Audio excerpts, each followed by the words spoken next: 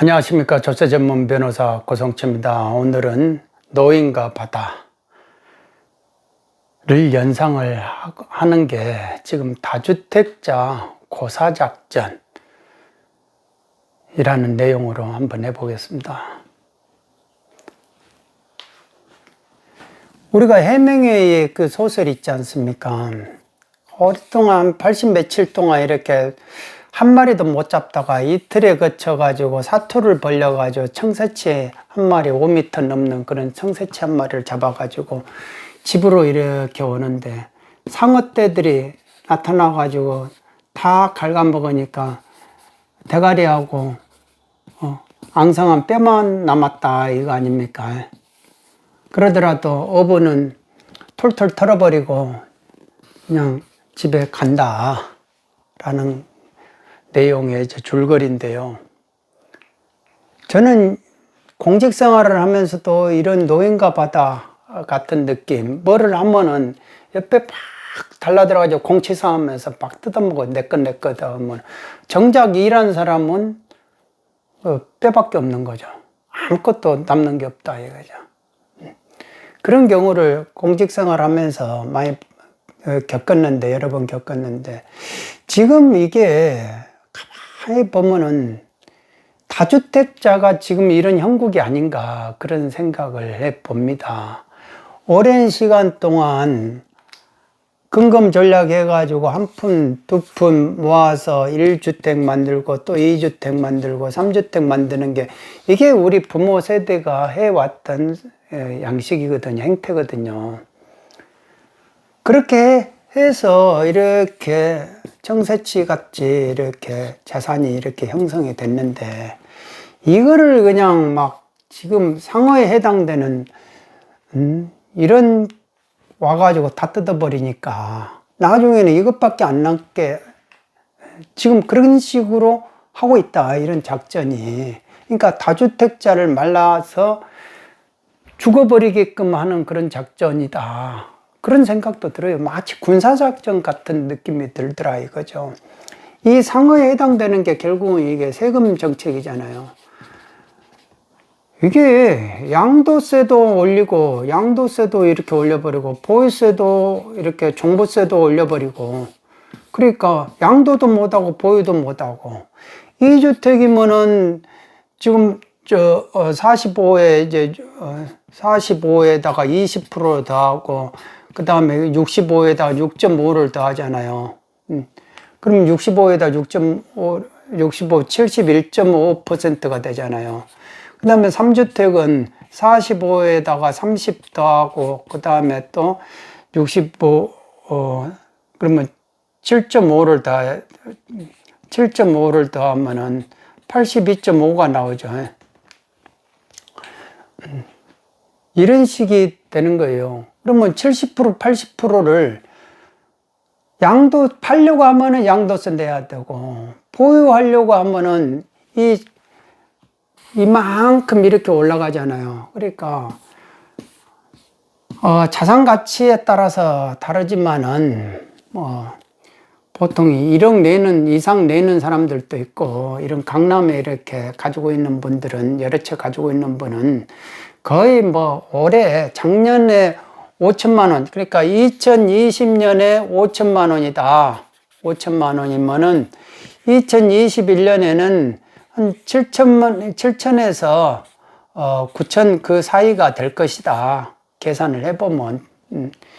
이런 식으로 나온다 이거예요. 그러니까 앞으로는 그러면은 1억씩 계속 내야 되는 그런 일이 벌어진다 이겁니다. 10년 동안 버티고 있으면은 10억 내야 돼요. 보유세로만. 예. 참, 그러니까 답답할 일이죠.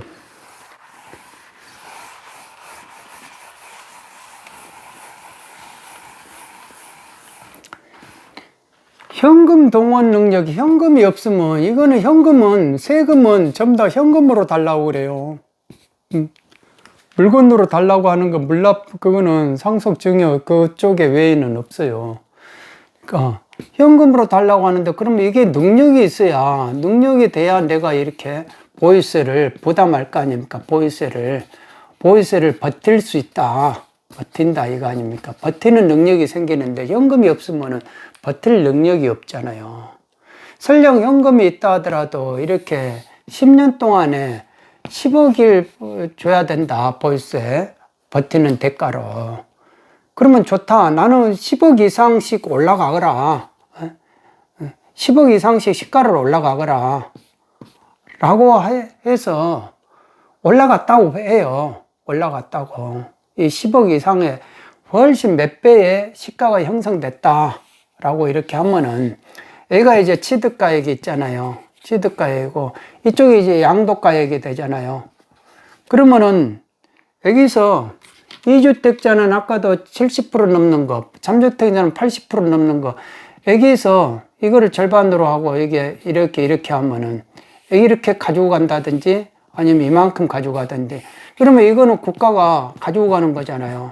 이것밖에 안 남잖아요.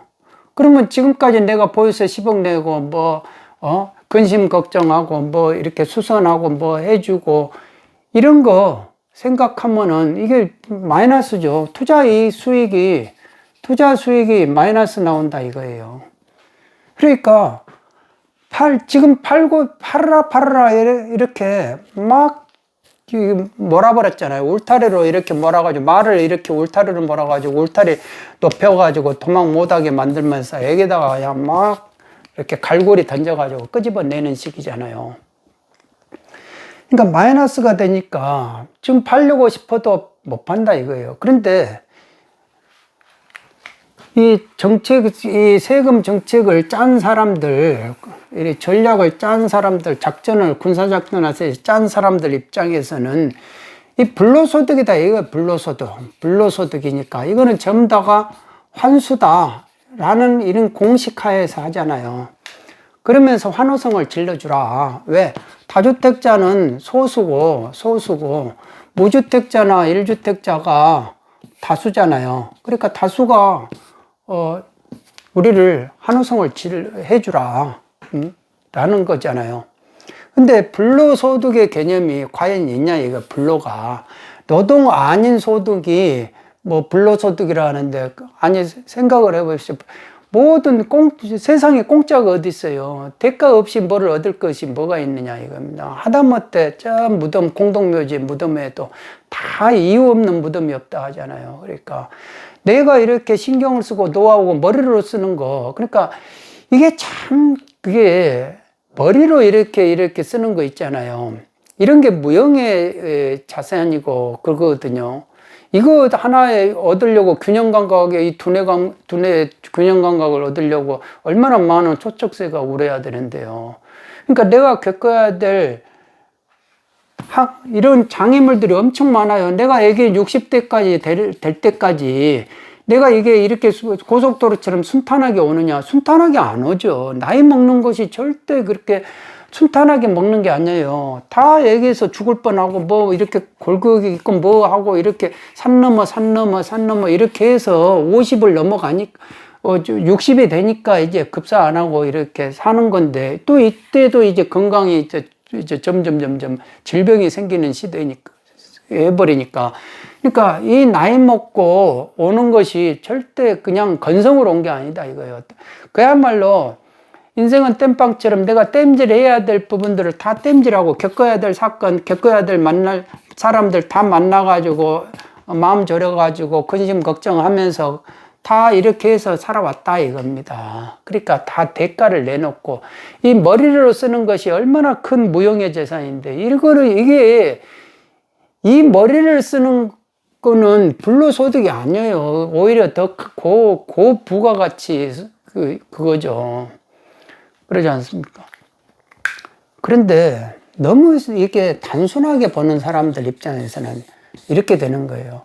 자꾸 이 불로소득을 강조하는 사람들 치고 본인이 자기 본능을 벗어나서 본능 속에서 허우적거린다. 본능의 마그마 속에서 끓는 사람들이다. 저는 그렇게 생각해요. 자기가 자기 자신을 이렇게 보면서 자기 본능의 마그마를 이렇게 지켜보면은 남한테 함부로 말 못해요. 그러니까 불로소득이다. 이거는 시기심이에요. 시기심. 결국 이런 말 쓰는 거는 시기심이에요. 그러니까 아주 우리가 이렇게 의식의 성장 단계에서는 아주 원초적인 단계다. 초보적인 단계다. 그러니까 시기를 하니까 자꾸 남하고 비교하는 사람들 입장이에요. 비교를 하게 되면 결국은 자기가 열등하다고 하면은 막 성질 나잖아요. 그러니까 그 피해의식이라든지 자골지심에 계속 시달리는 사람들이다. 그러니까 누군가를 확 짱돌 던지고 그러면 환희심, 대리만족하고 카타르시스 하고 대리만족하니까 잘했다 하면서 자꾸 거친 말하고 욕하고 쌍시읒 나오는 말들하고 방송에서도 그런 말을 한다 하잖아요. 그러니까 이게 참 문제죠. 그런 사람들이 지금 주도권을 잡고 한 세상을 사니까 이 다주택자를 이렇게 고사하는 작전을 쓰게 된다. 이게 잘하는 작전이다라고 이렇게 지금 본인들은 그렇게 평가를 하죠. 자부를 하고.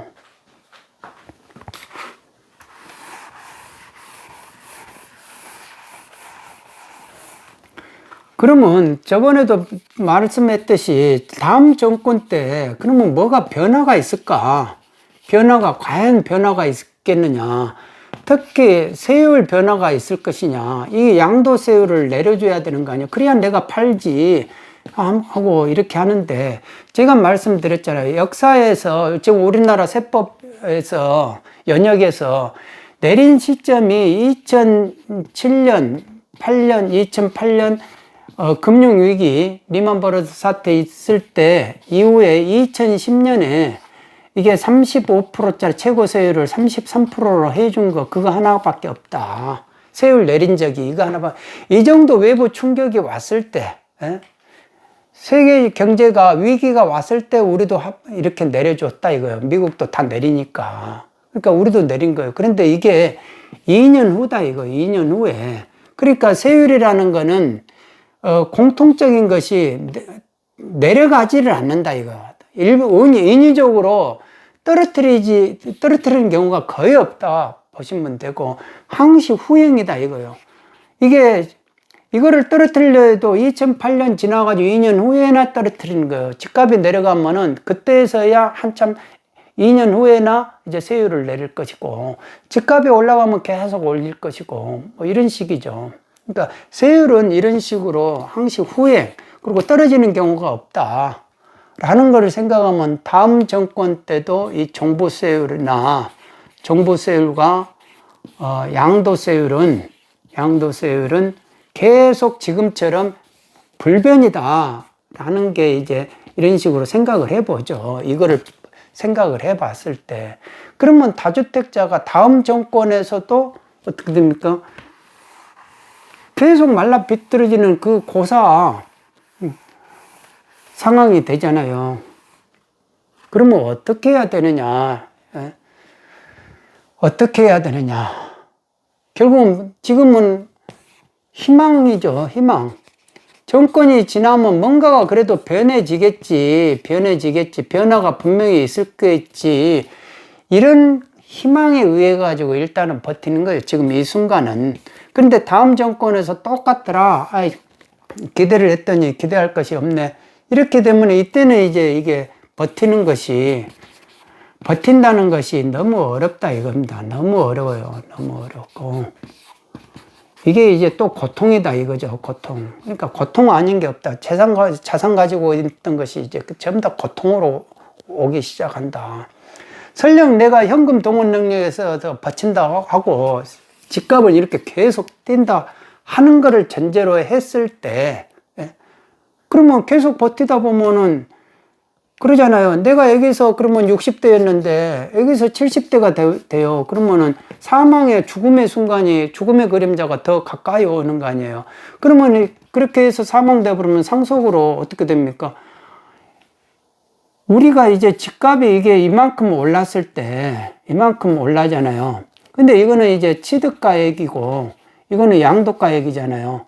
근데 이 부분은 상속세는 액에서 50%를 가져가 버려요. 양도세는 액에서 이렇게 70%라도 가져가지만은 그러니까 결국은 또 상속세로 뺏기는 거예요.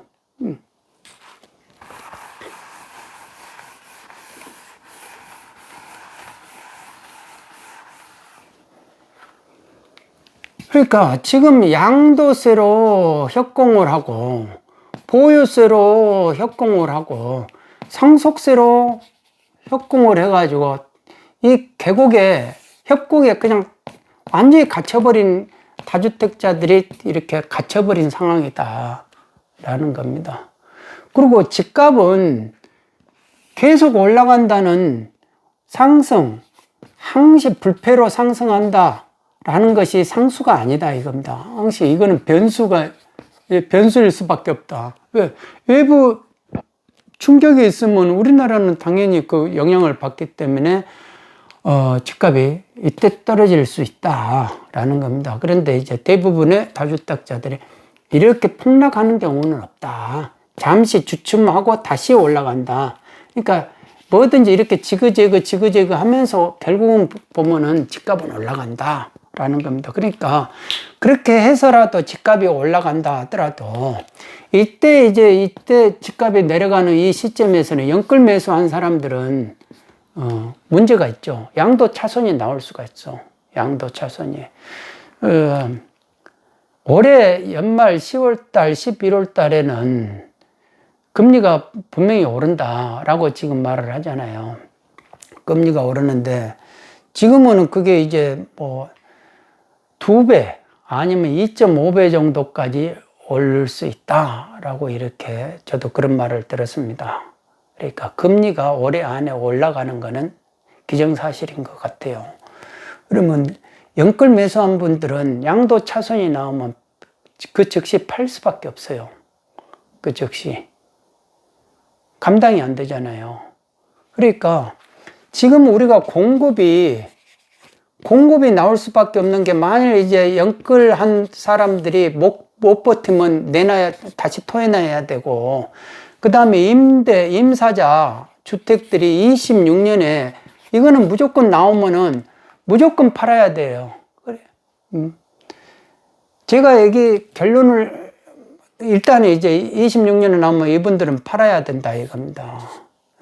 나머지 분들이 이제 일시적 1세대, 일시적 이제 2주택 가진 분들은 그 처분 기한 안에 또 내놔야 돼요. 다. 이거라도 받으려면은 내놔야 된다. 그러니까, 거기다가 이제 3개 신도시가 또 생기잖아요. 그러니까 어느 시점에서는 계속 올라가기는 어렵다 이거예요. 한번 이렇게 주춤하든지 뭐를 하든지 간에 떨어질 수밖에 없다. 그때는 폭락을 걱정하면서 막아야 될 시점이 혹 올지도 모른다 이겁니다. 그렇게 되면은 이게 다주택자는 더 힘들어지죠. 집값이 탁 떨어져 버리면 집값 상승을 전제로 해가지고 집값은 상승하고 양도세율은 내릴 것이고 이런 희망에 따라서 내가 버티는데 그 전제 조건이 안 맞아 버리잖아요. 집값은 내려가 버리고 양도세율은 안 내려가 버리고 이러면은 버틴 것이 그동안에 전부 다가 비용으로 끝나버리잖아요.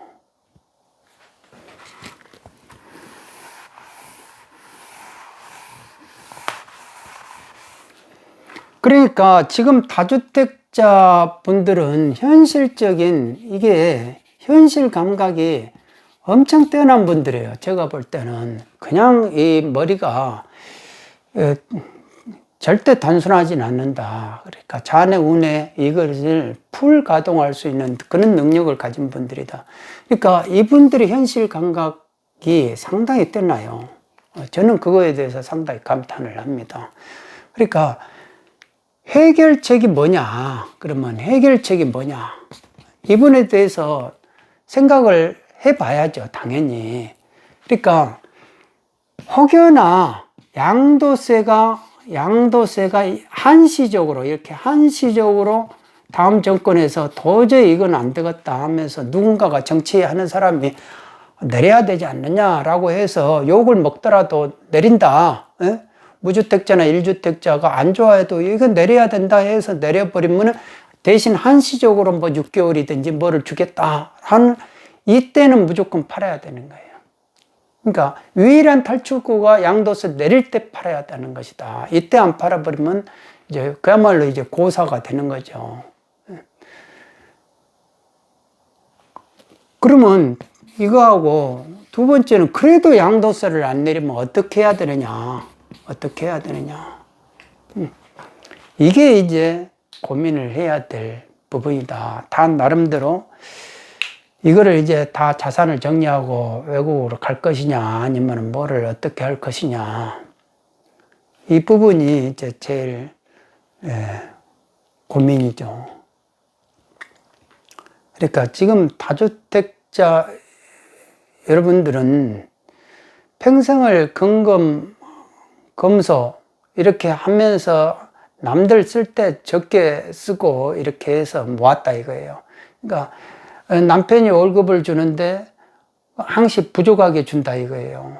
그러니까 그 부족한 부분을, 생활비에 부족한 부분을 메꾸기 위해서 이렇게 자꾸 눈을 돌리고 자산을 이렇게 생각하고 했던 것인데, 지금 와서는 이런 식으로 완전히 고사하는 작전, 군사작전 하듯이 다다닥 해버리니까 그게 힘들죠.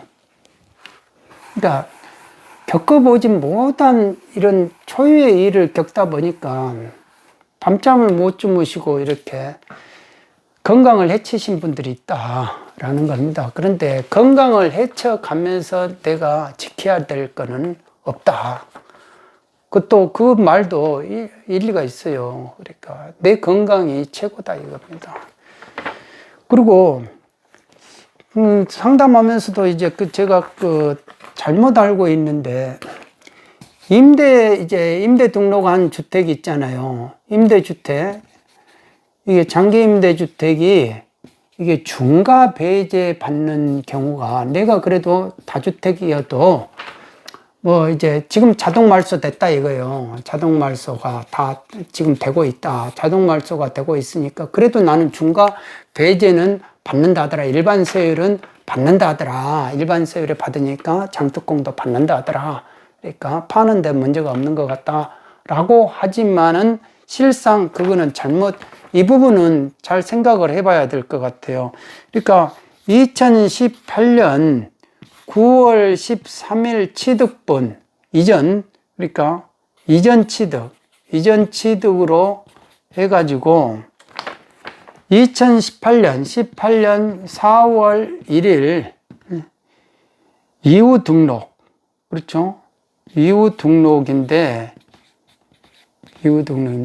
우리가 이제 6억 이하고 85평방제곱미터 이하여야 되잖아, 원칙이. 혜택을 주려면. 그런데 6억 이하여도 이게 85 면적이 초과돼도 유일하게 중과 배제해 주는 경우가 있어요. 그게 바로 이 경우다. 4월 1일 이후 등록으로서 장기로 했을 때만 이게 중과 배제가 유일하게 되는 거예요. 유일하게. 나머지는 전부 다가 이게 6억 이하 85제곱미터 이하여야 된다라는 겁니다. 그러니까 이런 걸 자칫 혼동하다가 일반 세율인 줄 알았는데 나중에 중과받으면 또 가산세가 많이 나올 거 아닙니까?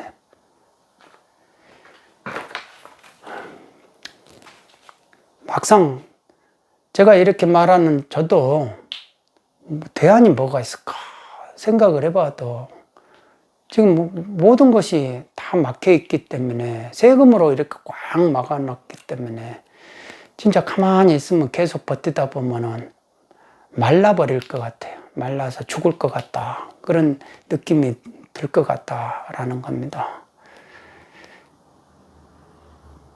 다음 정권이 바뀌어가지고 뭐라도 변화가 되려면은 지금 대통령 후보들 나온 사람들한테 세금 정책이 뭐냐, 양도세를 내릴 수 있느냐 없느냐 이런 것도 한번 여쭤보는 것도, 그걸 확실히 하고 표를 찍는 것도, 그것도 참 방법이 될 것 같아요. 오늘은 여기까지 하겠습니다. 여러분 모두 건강하십시오. 감사합니다.